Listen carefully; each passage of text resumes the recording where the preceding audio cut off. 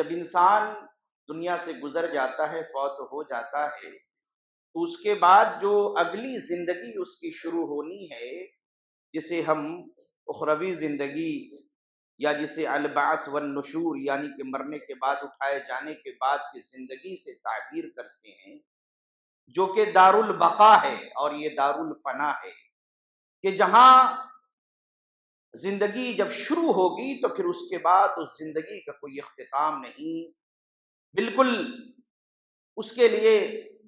جو اس کی جو میعاد یا اس کی کوئی مدت اللہ رب العزت نے مقرر نہیں کی، بلکہ فرمایا کہ خالدین فیہا ابدا،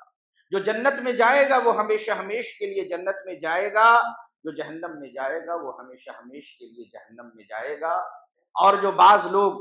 اپنی تقریروں کے اندر میں بسا اوقات یہ کہہ بیٹھتے ہیں کہ اللہ تبارک و تعالی جب جنت و جہنم کو فنا کرے گا تو جنتی اور جہنمی دونوں فنا ہو جائیں گے، تو یہ فاسد عقیدہ ہے۔ یہ جہم بن صفوان ایک باطل عقیدے کا شخص تھا، اس نے ایک فرقے کی بنیاد ڈالی جو جہمی فرقے کے نام سے جانا جاتا ہے، اس کا یہ عقیدہ ہے۔ اہل سنت والجماعت کا عقیدہ ہے کہ جنتی جنت میں رہیں گے، جہنمی ہمیشہ ہمیشہ کے لیے جہنم میں رہیں گے۔ تو یہ جو دنیا کی زندگی کے ختم ہونے کے بعد جو آخرت کی زندگی ہے اور اس کے بیچ میں عالم برزخ ہے، جس کا تذکرہ اس سے پہلے جمعے کے خطبے میں ہوا،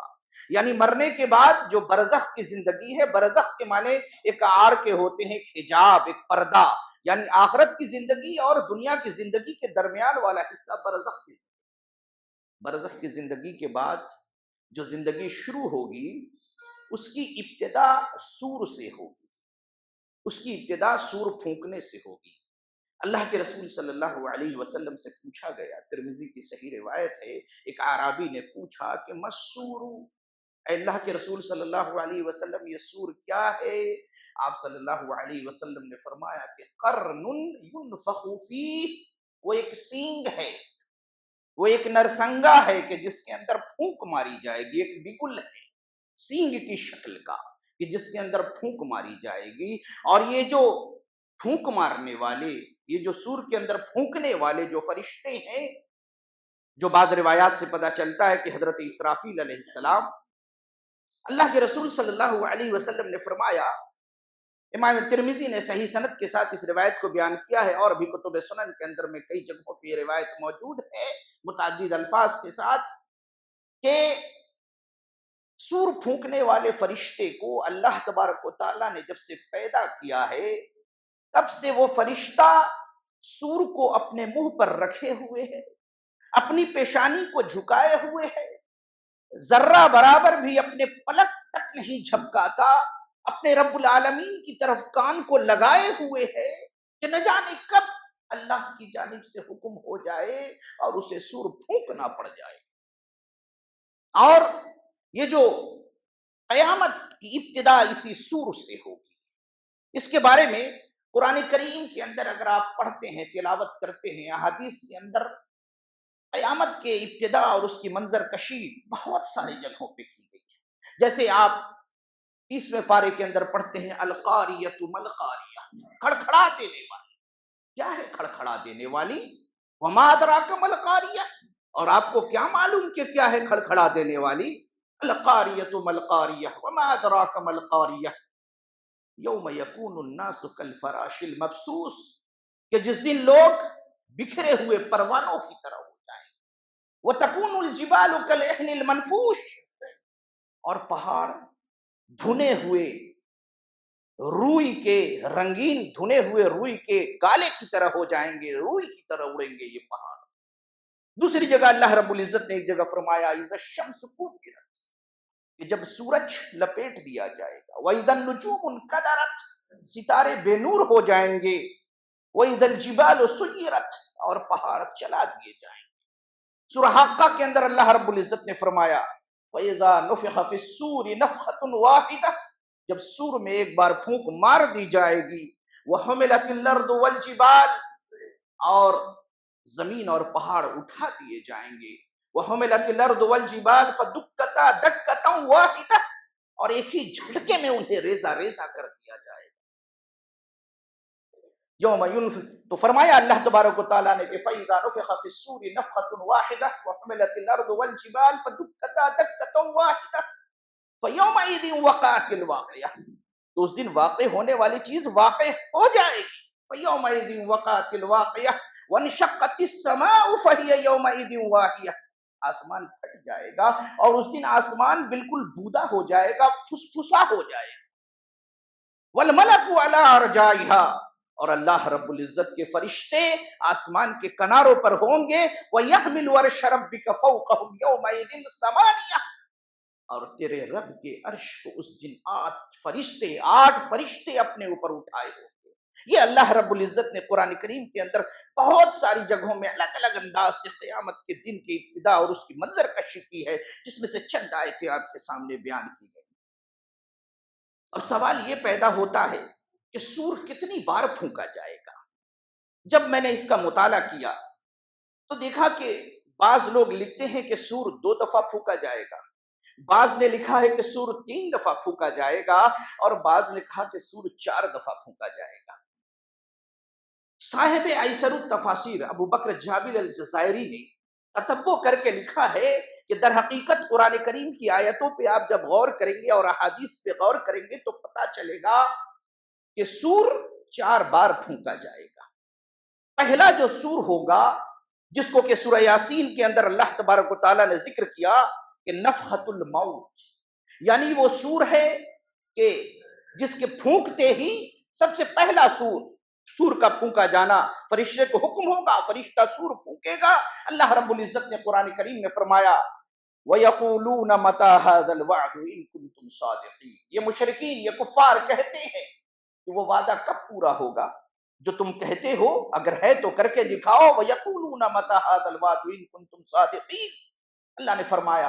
मा यंजुरून इल्ला सयहतन वाहिदतन, वो लोग सिर्फ एक चीख का इंतजार कर रहे हैं। ताखुजुहुम, वो चीख उन्हें पकड़ लेगी। वहुम यखसिमून, इस हाल में कि वो लोग अपने दुनियावी मामलात के अंदर आपस में लड़ रहे होंगे, झगड़ रहे होंगे। फला यस्ततीऊन तौसियतन, उनमें से इस सूर के फूंके जाने के बाद कोई एक दूसरे को वसीयत भी ना कर पाएगा। वला इला अहलिहिम यरजिऊन, और ना ही कोई अपने घर वालों की तरफ लौट के जा सके। ताखुजुहुम, वो सूर का फूंका जाना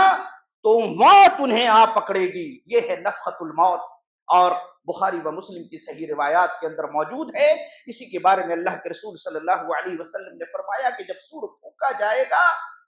तो 2 लोग,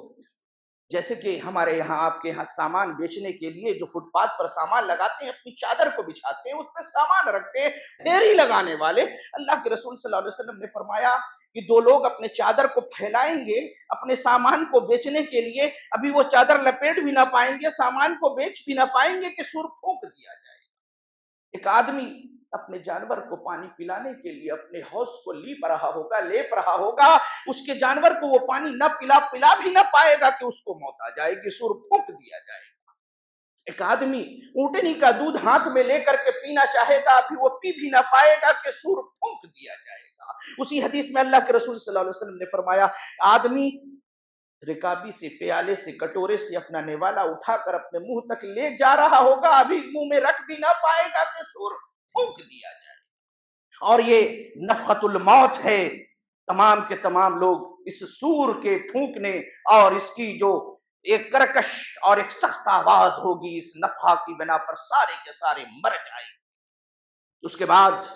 दूसरी दफा सूर फूंका जाएगा, और सही हदीस में है कि हर 2 नफ़ख़ों के दरमियान, 2 सूर के दरमियान 40 साल का वक्फा होगा, 40 साल का।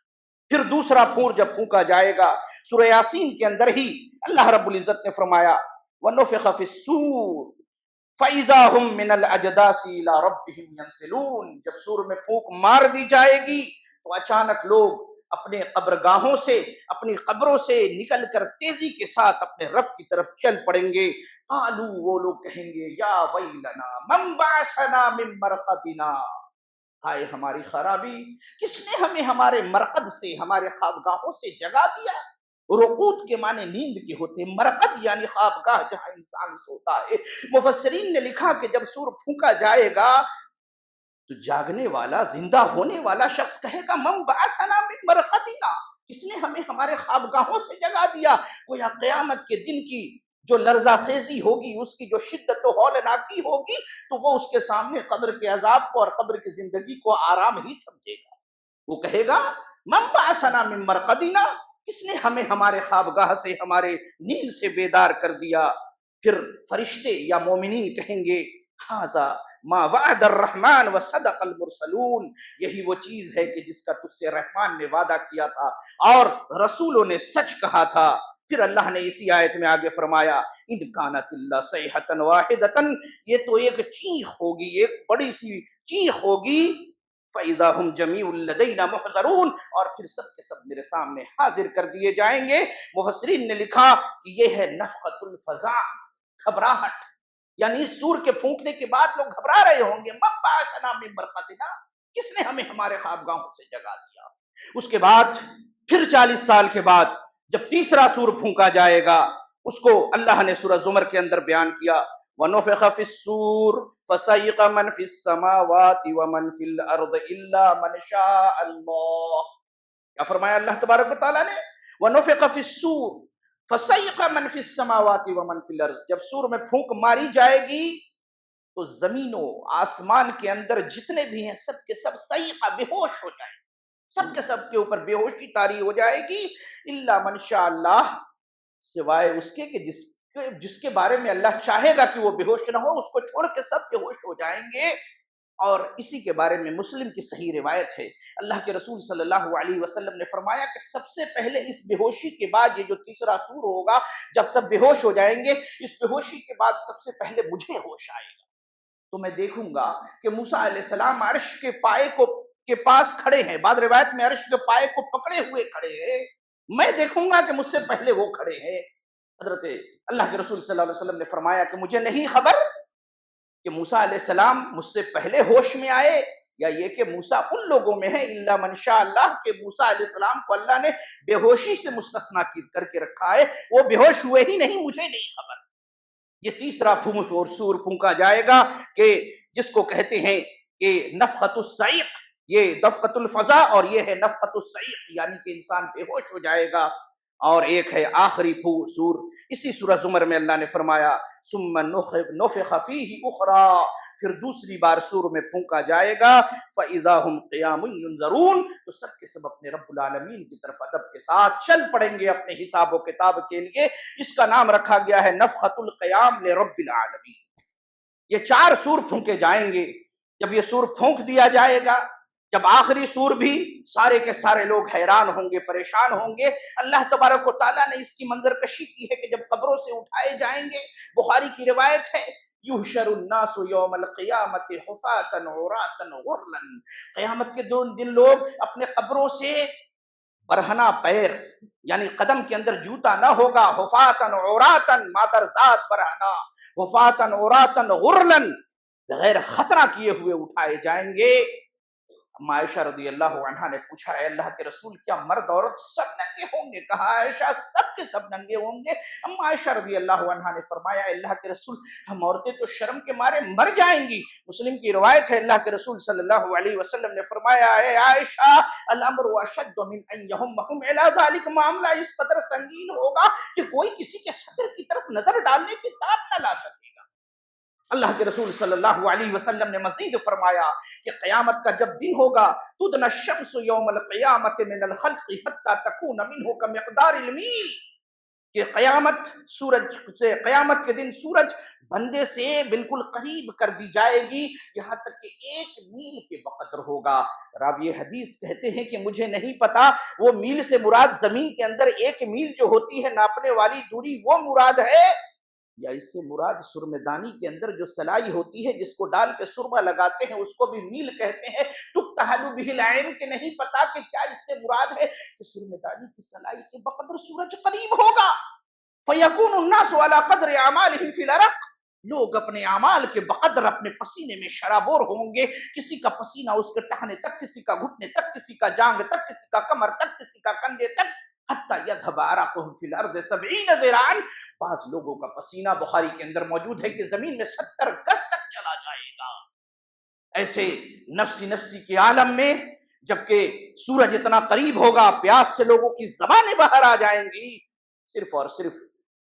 پیاس کے لیے اگر کوئی چیز موجود ہوگی وہ حوض کوثر کا پانی ہوگا، سائے کے لیے اگر کوئی چیز میدان محشر کے اندر موجود ہوگی تو رب العالمین کے عرش کا سایہ موجود ہے۔ اور اب جانتے ہیں اللہ کے رسول صلی اللہ علیہ وسلم نے فرمایا سبعۃ یظلھم اللہ فی ظلہ یوم لا ظل الا ظلہ، کہ 7 خوش نصیب عرش کے سائے میں جگہ پائیں گے کہ جس دن اللہ کے عرش کے سائے کے علاوہ قیامت کے دن کوئی سایہ نہ ہوگا۔ اور ان 7 لوگوں کا مکمل تذکرہ قرآن کریم کے اندر میں احادیث کے اندر موجود ہے کہ یہ وہ شخص ہوں گے، اور اس کے اندر اور جو انسان جو پیاسا ہوگا تو پانی صرف حوض کوثر پر ملے گا۔ اللہ کے رسول صلی اللہ علیہ وسلم نے فرمایا، متعدد صحیح حدیث میں اس کا تذکرہ موجود ہے، اللہ کے رسول صلی اللہ علیہ وسلم نے فرمایا کہ اللہ تبارک و تعالیٰ نے ہر نبی کو ایک حوض دے رکھا ہے، یہ بھی جان کر قیامت کے دن انبیاء ایک دوسرے پر فخر کریں گے کہ کس کے حوض پر کتنے لوگ آ رہے ہیں۔ اللہ کے رسول صلی اللہ علیہ وسلم نے فرمایا کہ مجھے امید ہے کہ میرے حوض پر سب سے زیادہ لوگ ہوں گے، لیکن اتنے ہی افسوس کا مقام ہوگا کہ جب اللہ رب العزت کے عرش کے سائے کے علاوہ کوئی سایہ نہ ہوگا، حوض کوثر کے علاوہ کوئی پانی نہ ہوگا،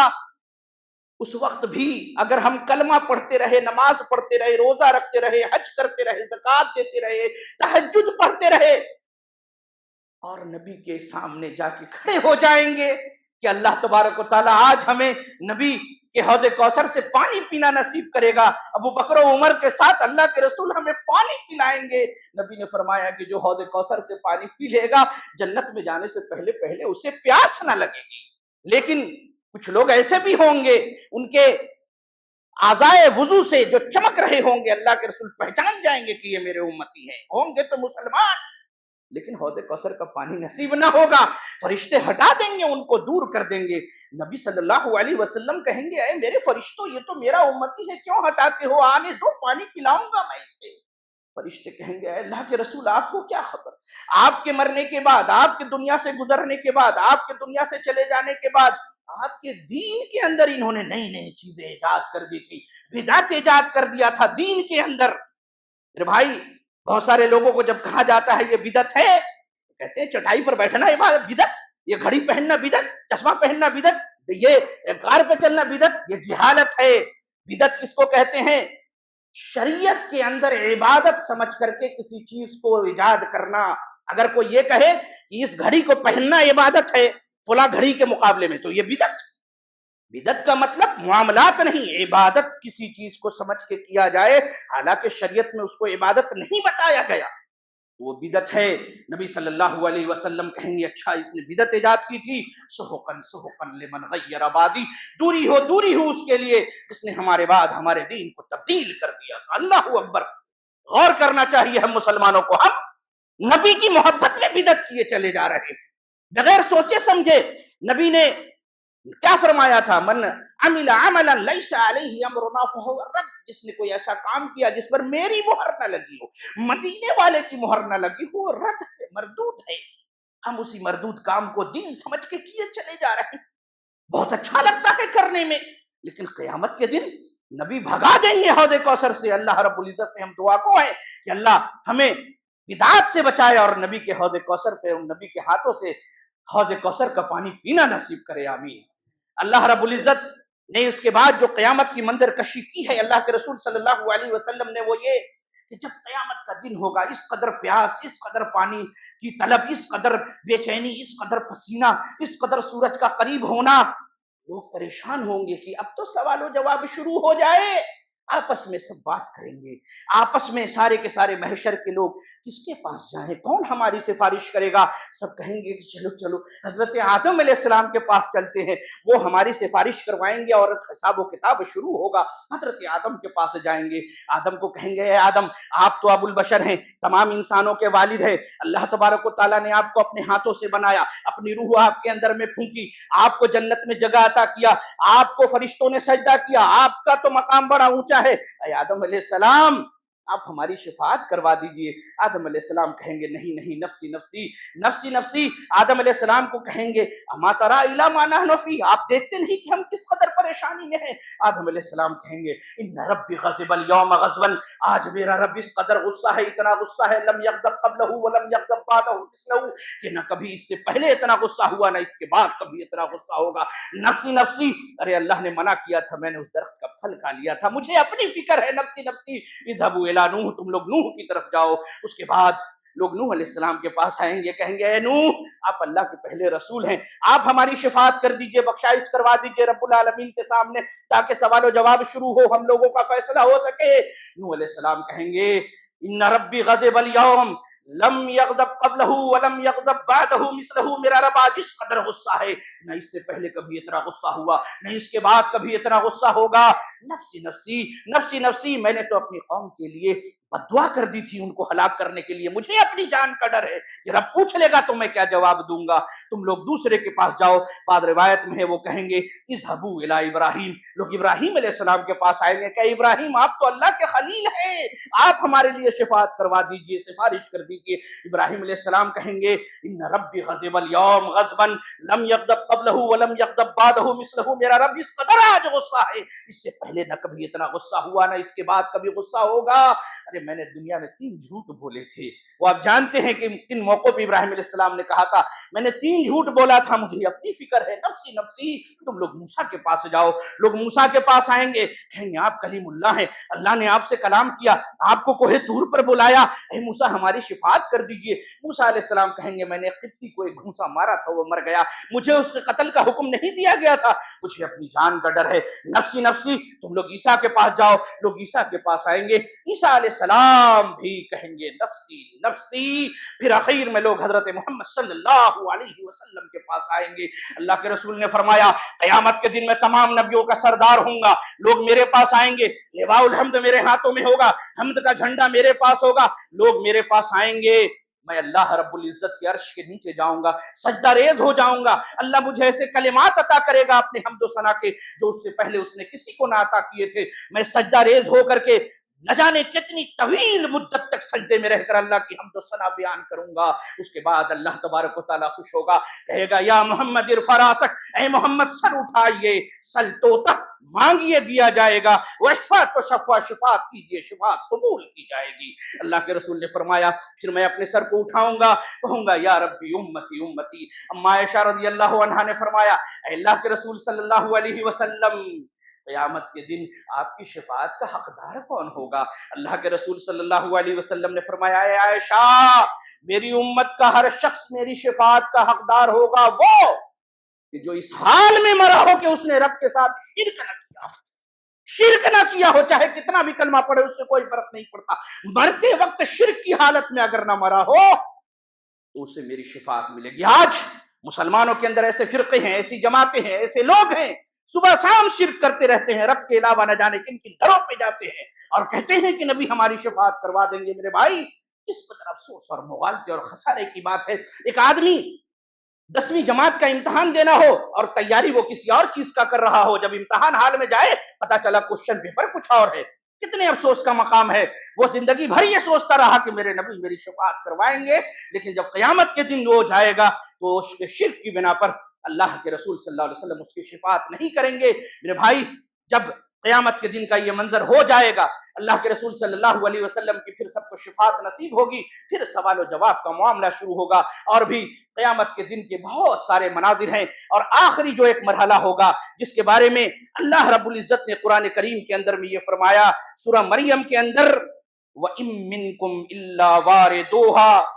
وَارِدُهَا کانا علی ربک حتما مقضیا، یہ پل صراط کا تذکرہ ہے۔ رب نے فرمایا کہ یہ جو پل صراط ہے ہر شخص کو اس پر وارد ہونا ہے، اور یہ تیرے رب کی جانب سے ایک فیصلہ شدہ امر ہے۔ ثم ننجی الذین اتقوا، پھر جن لوگوں نے تقوی اختیار کیا ہم انہیں نجات دیں گے، وَنَذَرُ الظَّالِمِينَ فِيهَا جِثِيًّا، اور جو لوگ ظالم ہوں گے انہیں گھٹنے کے بل گرا ہوا ہم چھوڑ دیں گے۔ اللہ کے رسول صلی اللہ علیہ وسلم نے فرمایا، مسلم کی روایت ہے، ان الجسر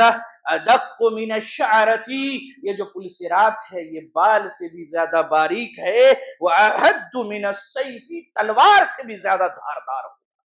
کوئی آدمی گھسٹ کے جائے گا، کوئی آدمی جہنم کے اوپر جو یہ پلسرات رکھی جائے گی، نیچے جہنم کی آگ، اوپر پلسرات، ہر آدمی کو اس سے جانا ہے اپنے اپنے ایمان کے بقدر۔ کوئی بالکل بجلی کی طرح تیزی سے چلا جائے گا، کوئی شخص بالکل لڑکھڑاتا ہوا جائے گا، کوئی اپنے چوتڑوں کے بل گھسٹ کر کے جائے گا۔ جہنم کے اندر سے وہ آنکڑے ہوں گے، وہ لوہے کے وہ کنگوڑے ہوں گے، وہ اس کے گوشت کو نوچ رہے ہوں گے، وہ ادھڑتا ہوا بالکل اپنے زخموں کے اندر شرابور اور چور چور ہو کر کے پل صراط پار کرے گا، اور جو جس قدر بہتر اعمال والا ہوگا اس قدر تیزی سے پار کرے گا۔ جو منافق ہوگا، کافر ہوگا، مشرک ہوگا، وہ پار نہ کر سکے گا، جہنم اسے اپنی جانب کھینچ لے گی۔ اللہ رب العزت سے ہم دعا گو ہیں کہ اللہ تبارک و تعالی ہمیں